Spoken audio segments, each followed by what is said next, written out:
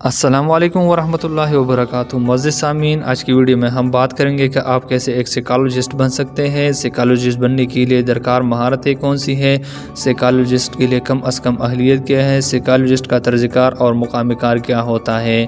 تو چلیے دوستو شروع کرتے ہیں۔ ماہر نفسیات سائیکالوجسٹ انسانی برتاؤ کے تجزیے اور تشخیص کے لیے سائنسی طریقہ کار استعمال کرتا ہے اور اپنی مہارت کے ذریعے لوگوں کے ذہنی مسائل و امراض پر قابو پاتے ہیں، یا پھر زندگی کے بہت سی ذہنی، جذباتی، خاندانی مسائل و معاملات کو حل کرنے میں مدد کرتے ہیں۔ مثال کے طور پر کیسے پڑھنا چاہیے، یا ہسپتال اور جیل میں مریض اور قیدی سے کیسے نمٹنا چاہیے۔ نفسیات کی کئی شاخیں سامنے آ چکی ہے۔ اسپیشلائزیشن کے لیے پوسٹ گریجویٹ کی تعلیم کی ضرورت ہوتی ہے۔ یہ پیشہ اختیار کرنے کے لیے کم از کم ڈگری کی سطح کی تعلیم ہونی چاہیے۔ اگر آپ کے پاس اس فیلڈ کا تجربہ ہے تو آپ پوسٹ گریجویٹ کی تعلیم حاصل کر سکتے ہیں۔ آپ نفسیات کے ایک خاص فیلڈ میں بھی ماہر بن سکتے ہیں۔ البتہ پاکستان میں نفسیات میں کسی ایک موضوع پر مہارت اسپیشلائزیشن کا تصور موجود نہیں ہے۔ اس فیلڈ میں کیریئر کا آغاز آپ گریجویشن کے بعد کسی تجربہ کار سائیکالوجسٹ کے پاس بطور معاون اسسٹنٹ کر سکتے ہیں۔ اس فیلڈ میں جانے کے لیے کم از کم تعلیمی اہلیت BS سائیکالوجی ہے۔ اس کے بعد MSc سائیکالوجی کی تعلیم ہے۔ پاکستان میں کئی سرکاری اور نجی جامعات نفسیات کی تعلیم دیتی ہیں۔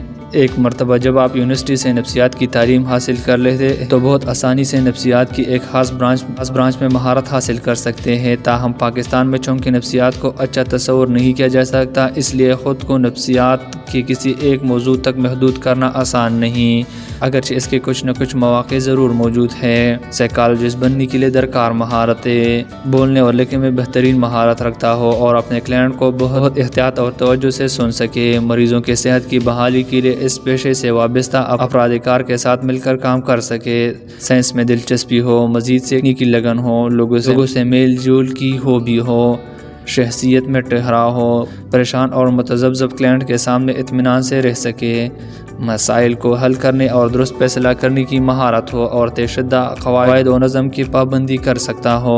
سائیکالوجسٹ کی اہم شاخیں: ایجوکیشنل سائیکالوجسٹ نفسیات کی ایک اہم شاخ تعلیمی نفسیات ہے۔ اس کا ماہر ایجوکیشن سائیکالوجسٹ ہوتا ہے جو اسٹوڈنٹ بالخصوص بچوں اور نوجوانوں کو سیکھنے سمجھنے کے مسائل اور برتاؤ کی شکایت پر کام کرتا ہے۔ کلینکل سائیکالوجسٹ یہ ماہر نفسیات مختلف کلائنٹ کی ذہنی اور جسمانی صحت کو پرکھنے، مسائل کا تجزیہ کرنے اور ان کے لیے درست علاج تجویز کرتا ہے۔ آکوپیشنل سائیکالوجسٹ یہ ماہر نفسیات تجارتی اداروں کے ساتھ کام کرتا ہے اور وہاں کے ماحول کا جائزہ لے کر وہاں موجود کارکنوں کی نفسیاتی تجزیہ کرتا ہے تاکہ ان کی کارکردگی کو بہتر سے بہتر بنایا جا سکے۔ کارکنوں کی کارکردگی بڑھے گی تو کمپنی ترقی کرے گی۔ فارنسک سائیکالوجسٹ اس ماہر نفسیات کو زیادہ تر جیلوں میں کام کا موقع ملتا ہے جہاں مقصد ایسے مؤثر پروگرام تیار کرنا ہوتا ہے کہ جن کے نفاذ سے یہاں موجود قیدیوں اور مجرموں میں تعمیری سوچ پروان چڑھے اور ان کے کردار میں بہتری پیدا ہو تاکہ وہ معاشرے کی مفید شہری بن سکے۔ اسپورٹس سائیکالوجسٹ کی ذمہ داری کھلاڑیوں اور ٹیموں کو ان کی نفسیاتی رکاوٹوں پر قابو پانے کے قابل کرنا ہے۔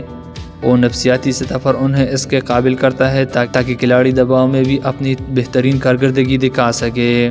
کاؤنسلنگ سائیکالوجسٹ یہ ماہر لوگوں کو زندگی کے مشکل واقعات و حالات میں خود کو سنبھالنے اور بہتر فیصلہ کرنے کے قابل بناتا ہے، جیسے کسی پیارے کی موت کا غم یا کسی وجہ سے اینزائٹی، اسٹریس وغیرہ۔